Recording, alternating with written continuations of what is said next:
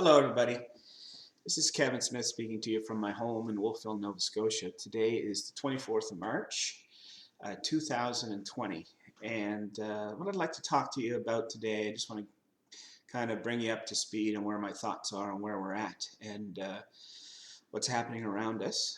I think it's safe to say that, and hopefully you agree with me, that there is a significant element of panic pervasive in the Western world in particular right now. And with most things with an element of panic in them, the reality of what is likely to take place tends not to be as bad as everybody's worst fears. And I believe that this is the case here too, as well. And I'm not trying to minimize the significance of what's happening. But there are some pretty outrageous suggestions being made by pundits in the press, and I want you to keep in mind that in many cases it's actually in the interests of the people making the claims to make the kind of claims that they are.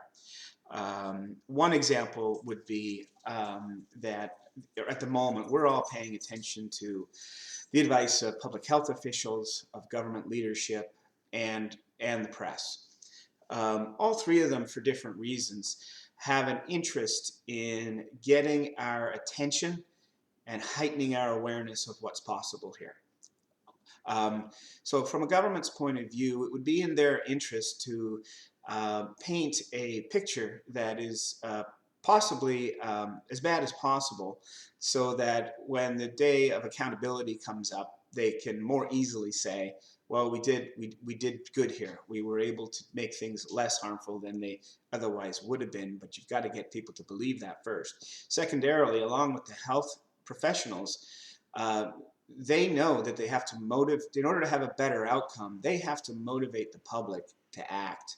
So it's in their interest and ours, in fact, that they tell us just what would be possible if no action were taken. And I tend to believe with them, with no action being taken, it would be a fairly catastrophic global event. However, by doing this, they're actually motivating us by scaring us to do these things. And if I look around what's going on in my community, in my province, and in my country, and other countries around the world, it's working, and thank goodness that it is. And thirdly, the public media, the press. I've talked about this many times in the past. It's definitely in the interests of the press to not only get the stories out, but also to get people to tune in tomorrow and to pay closer attention to the press. They're in the business of selling the news, and if you could imagine, if you were part of the decision makers in a news outlet and figuring out what stories to run and which ones not to run, and you had a list of statistical models run by epidemiologists and other professionals, believe me, there are thousands of them being run around the planet today, and you had a choice between one was a modest outcome, a middle of the road outcome, and an extreme outcome. Well, which one of those three are you going to lead with? Which one of those three is actually going to get you and your neighbors to tune in and pay attention the most? So yeah, I think that we are intentionally being told a story which does have merit, could come true, but in all likelihood, in this era of panic, that the truth is probably going to be less severe than what we fear.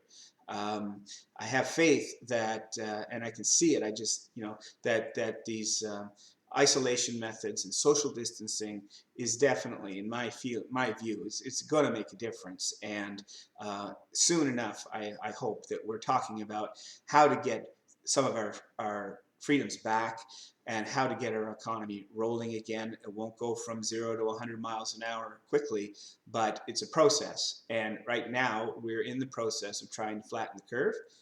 And what comes next is what comes next. And it will probably be less restrictive and less scary than what we have been dealing with in the last few days. Thank you very much.